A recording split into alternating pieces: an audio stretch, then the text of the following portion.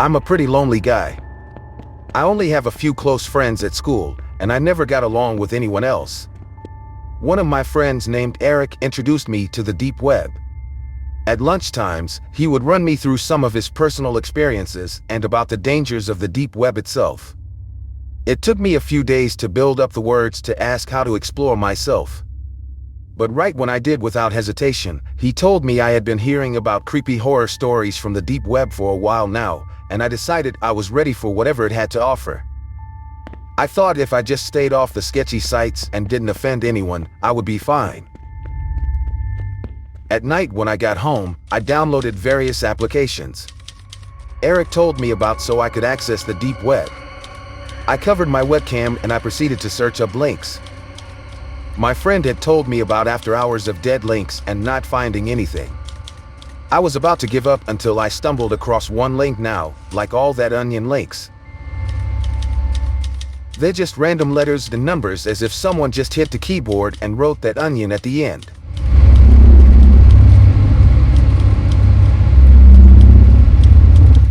Anyways, I clicked on this link, and it seemed to be another stupid website that couldn't have the dark web's best image form.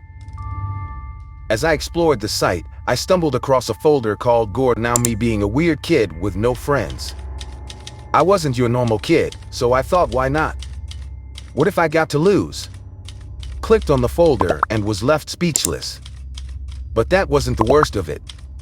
After clicking on the folder, a chat box appeared, then someone with the title admin typed and asked if I liked the website. I was disgusted by the site, but I replied with yeah anyways, because I didn't want to offend him.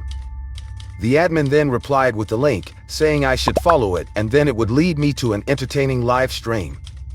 Stupidly I complied. Now at this point, I've seen so many blank pages and dead ends that I thought it was nothing. So I clicked on it and I followed it. The site took a few minutes to load, so I thought it was a dead link. As I went to click off the tab, a video appeared, but the video also had a chat box. Now, the video was very dark and grainy and appeared to be an abandoned warehouse. To this day, I still cringe at what I did next. A tall dark man walked into frame holding what looked to be like a small child and various objects. Now, I can't explain in detail what happened, but let's just say it made me sick, even for someone like me that usually doesn't mind gore. But what I did next was possibly the most stupid move ever. I had completely forgotten that I could be easily tracked down. So I wrote in the chat how disgusting it was and how terrible it was what they were doing or something along those lines. At the time, this didn't scare me. They wouldn't be able to track me down, I thought. Immediately a message popped up saying how I would regret this, and then the browser closed. As a few weeks passed, I forgot about the event but failed to tell my friend because I thought he would laugh at me. Fast forward to a Thursday afternoon, and I was walking home from the bus stop when a black car started following me. As I started to realize this, I began to run, and the car continued to follow me. This was until I made it home. I didn't realize how stupid this was as I just led this car to my house. I locked all the doors and closed the windows. And that's when I heard a loud noise, which was what I thought to be a gunshot.